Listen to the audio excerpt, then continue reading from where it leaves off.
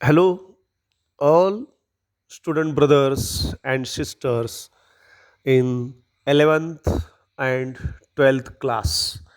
Now, we are going to discuss the new writing skills section topic, that is expansion of ideas.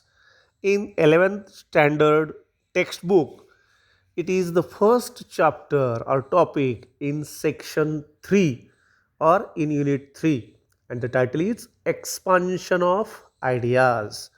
Exactly what is meant by expansion of ideas? नेमका अर्थ काय expansion of ideas? Expansion is the noun that is denoted or taken from the main word expand. Expand करणे म्हणजेच विस्तारित करणे. Expansion of ideas म्हणजे विस्तारित स्वरूपात आपल्या आयडियाज, आपले विचार, आपलं म्हणणं व्यवस्थितरित्या in elaborate form we have to present. This is also a kind of skill that reflects our own ideal personality. Expansion of idea हे कौशल्य आत्मसात करण्याकरता काही टेक्निकचा वापर करायचा आहे आपल्याला. आणि कशासाठी आता एक्सपान्शन ऑफ आयडियाज म्हणजे कल्पना विस्तार कशासाठी करायचा आहे, तर आपण कुठल्या पद्धतीने विचार करू शकतो. एखादं टॉपिक सेंटेन्स असेल, एखादी म्हणी दिलेली असेल, वाक्प्रचार दिलेला असेल, त्या वाक्प्रचारावरून, कोटेशनवरून, इम्पॉर्टंट टॉपिकवरून आपण आपल्या मनात येणारे सकारात्मक विचाराचे और पॉझिटिव्ह थिंकिंग ते विचार सविस्तररित्या पेपरवरती, कागदावरती उतरविता येणं हे एक चांगल्या व्यक्तिमत्वाचं लक्षण आहे. आपली वैचारिक परिपक्वता यातून प्रतिबिंबित होत असते किंवा इतरांना लक्षात येत असते. आपला व्यक्तिमत्वाचा विकास होण्याच्या दृष्टीने हे एक्सपान्शन ऑफ आयडिया हे अतिशय महत्त्वाचं आहे. या जरी टॉपिकला 4 मार्कासाठी बोर्ड क्वेश्चन पेपरमध्ये विचारलं जात असलं तरी हा टॉपिक इयत्ता 11वीला आणि 12वीला सुद्धा आहे. तर याच्याकडं तुम्ही इयत्ता 11वीचे विद्यार्थी किंवा 12वीचे विद्यार्थी you cannot neglect it though it is internal option activity. जरी ही एक इंटरनल ऑप्शन ॲक्टिव्हिटी असली म्हणजे या ठिकाणी 12वीच्या प्रश्नपत्रिकेत कसं आहे, क्वेश्चन नंबर 4C मध्ये 3 ॲक्टिव्हिटी विचारल्या जातात. त्यापैकी एक ॲक्टिव्हिटी लिहायची आहे. तर 3पैकी ही 3ऱ्या क्रमांकाची जी ॲक्टिव्हिटी आहे ती एक्सपान्शन ऑफ आयडियाज.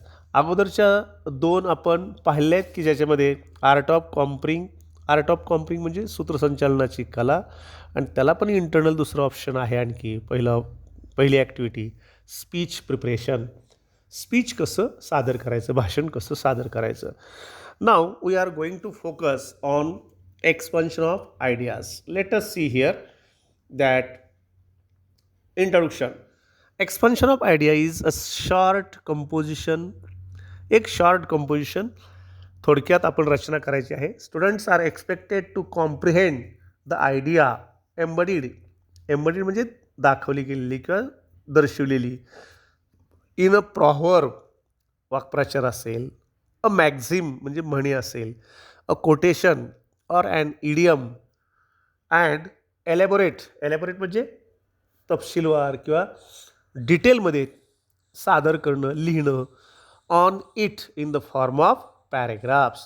साधारणपणे 3 पॅरेग्राफमध्ये तुम्हाला एक्सपान्शन ऑफ आयडिया दिलेल्या कोटेशनवरती, म्हणी असेल, वाक्प्रचार असेल, एखादं सुभाषित असेल, एखादं वक्तव्य असेल, तर त्या वक्तव्यामध्ये दडलेलं हिडन मिनिंग तुम्हाला वाटेल त्या अँगलनुसार, सकारात्मक विचारसरणीनुसार ते व्यवस्थितरित्या प्रेझेंट करायचं आहे. Template for expansion of idea. Here template is given. Template means format. म्हणजे फॉर्मॅट कसा असतो या एक्सपान्शन ऑफ आयडियाचा. याच्यामध्ये title, first one is title. A suitable title is essential. योग्य शीर्षक देणं गरजेचं आहे, जे तुम्हाला ॲक्टिव्हिटीमध्ये किंवा क्वेश्चनमध्ये दिलेलं असतं. After that introductory paragraph. Title नंतर पहिला पॅरेग्राफ हा प्रस्तावित करणारा असावा. A suitable introduction should be given through which suitable introduction should be given through which given the reader knows what you are going to write about. वाचकांना या प्रस्तावनेच्या पॅरेग्राफमध्ये लक्षात यावं की तुम्ही कशावरती बोलण्याची इच्छा बाळगता हे प्रस्तावनेच्या पॅरेग्राफमध्ये लिहिण्याचा प्रयत्न करायचा. This paragraph mostly contains the topic sentence आणि यामध्ये खास करून मुख्य वाक्याचा समावेश होतो विथ अ ब्रीफ एक्सप्लेनेशन. याच्यामध्ये जास्त स्पष्टीकरण द्यायचं नाही, थोडक्यात स्पष्टीकरण द्यायचं. टॉपिक सेंटेन्सचं मिनिंग या ठिकाणी दिलेलं आहे बघा. What is the topic sentence?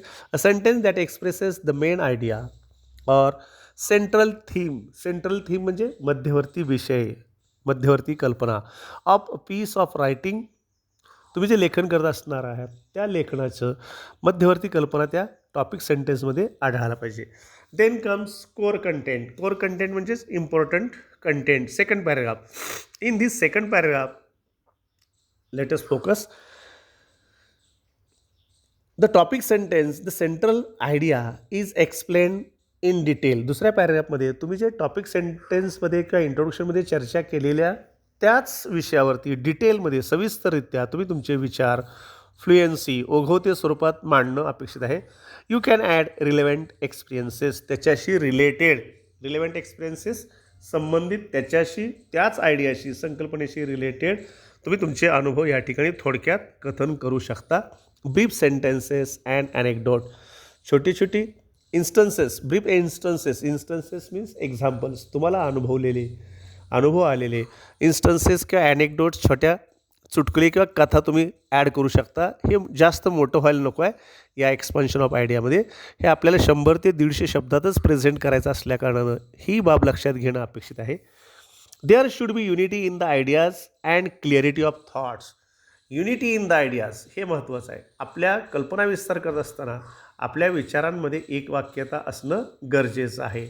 And clarity of thought वैचारिक परिपक्वता, स्पष्टोक्ती, सुस्पष्ट स्वरूपात आपण आपले विचार मांडता येणं गरजेचं आहे.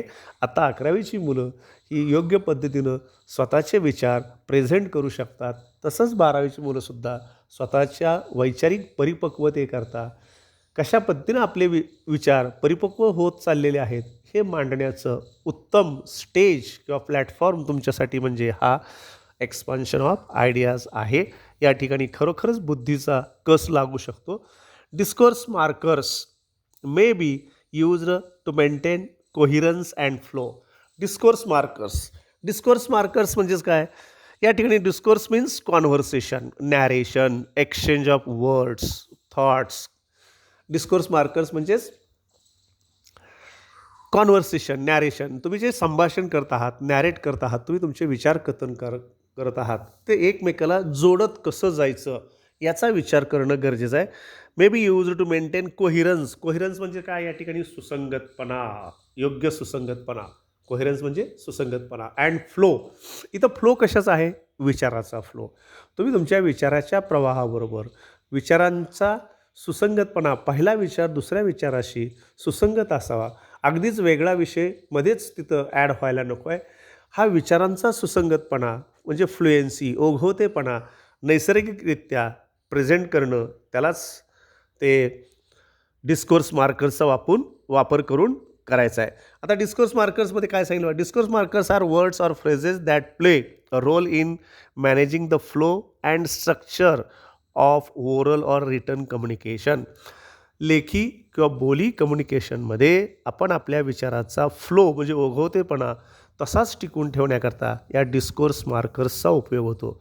हे डिस्कोर्स मार्कर्स काय करतात? They link the narrative or conversation. हे डिस्कोर्स मार्कर काय करतात? आपण आपल्या विचारांना ते लिंक, पहिला विचार पुढच्या विचाराशी लिंक साधण्याकरता म्हणजे जोडण्याकरता या डिस्कोर्स मार्कर्सचा उपयोग होतो. They also emphasise and explain what they are saying. ते भरही देतात आपल्या विचारावरती आणि स्पष्ट करण्याचा प्रयत्न करतात, एक्सप्लेन करतात व्हॉट यू आर सेईंग, तुम्हाला काय म्हणायचं आहे ते. Thus they bring clarity to the communication. आणि अशा प्रकारे त्याच्यामध्ये स्पष्टोक्ती येते कम्युनिकेशनमध्ये, विचारांच्या देवाणघेवाणीमध्ये. Besides adding to its beauty. आणि त्याला सौंदर्य प्राप्त होऊ शकतं. Some examples of discourse markers. आता डिस्कोर्स मार्कर्स म्हणजे शब्द म्हणजे पहिल्या विचाराला दुसरा विचार जोडत असताना काही डिस्कोर्स मार्कर्सचा वापर करावा लागतो. तर त्याची उदाहरण काय बघा, बोलत असताना एनिवे, नेव्हरलेस तरीसुद्धा, आणि कसे का असेना, and therefore, and so on, on the other hand, and you know, I mean, according to me, or what I think, according to my opinion, हे जे शब्द आहेत याला म्हटलेलं आहे डिस्कोर्स मार्कर्स. हा झाला दुसऱ्या पॅरेग्राफमध्ये म्हणजे कोर कंटेंटमध्ये. आणि थर्ड पॅरेग्राफमध्ये काय आहे बघा, थर्ड पॅरेग्राफमध्ये the third paragraph that contains the whole composition is summed up concisely. या ठिकाणी पूर्ण कंपोजिशन जे आहे त्याचं समड अप केलं जातं, म्हणजे थोडक्यात सारांश कथित केला जातो शेवटच्या पॅरेग्राफमध्ये. Another proverb saying with the same meaning as the one you are writing about may be used. दुसरी एखादी प्रॉवर्ब किंवा म्हणी वा प्रचार तुम्ही जे लेखन करताय त्याच्याशी निगडीत सुसंगत असेल त्याचा वापर करून शेवटच्या पॅरेग्राफमध्ये प्रेझेंट करण्याचा प्रयत्न करणं अपेक्षित आहे. For example, if the given proverb is birds of a feather flock together, म्हणजे ही जर प्रॉवर्ब असेल birds of a feather flock together, म्हणजे समान स्वभावाचे किंवा एकाच स्वभावाचे एकत्रच येतात, त्यांच्यामध्येच मैत्री शक्य होते, अशा प्रकारचं proverb. You may end with similar one like, आणि या म्हणीला प्रॉवर्बला तुम्ही तुमच्या स्वतःच्या आणखी एका म्हणीने शेवट करू शकता. A man is known by the company he keeps. माणसाची ओळख त्याच्या सहकारी कंपनी सोबत्यांवरून ओळखली जाते.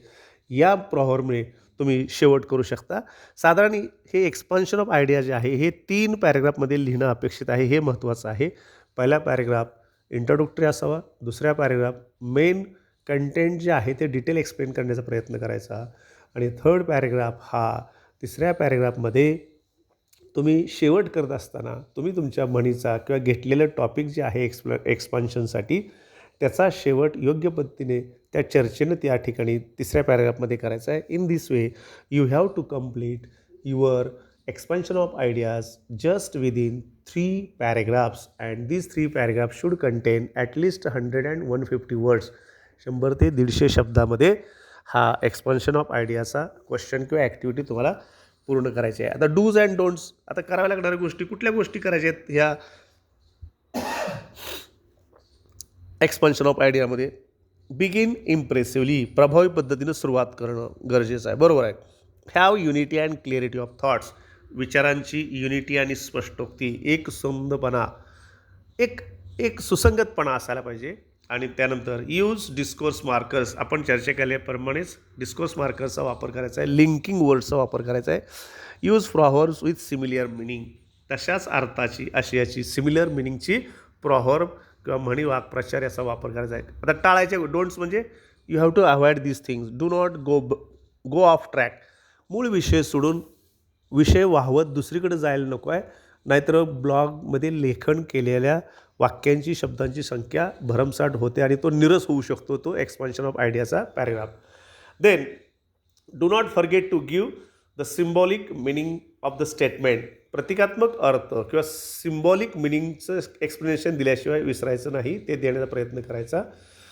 Do not forget to include the topic sentence, जे टॉपिक सेंटेन्स आहे त्या टॉपिक सेंटेन्सचा समावेश झालाच पाहिजे एक्सप्लेनेशन करत असताना.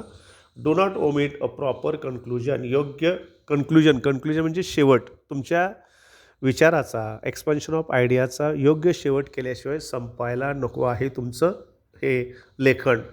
तर हे डोंट्स आहेत, ह्या गोष्टी तुम्ही टाळायचे आहेत. आणि ही ॲक्टिव्हिटी 4 मार्काला विचारली जाते. इथं मार्किंग स्कीम दिलेली आहे 2-1-1. एक्सपान्शन ऑफ आयडिया योग्य प्रकारे तुम्ही एक्सपांड केलेत का त्याला 2 मार्क आहेत.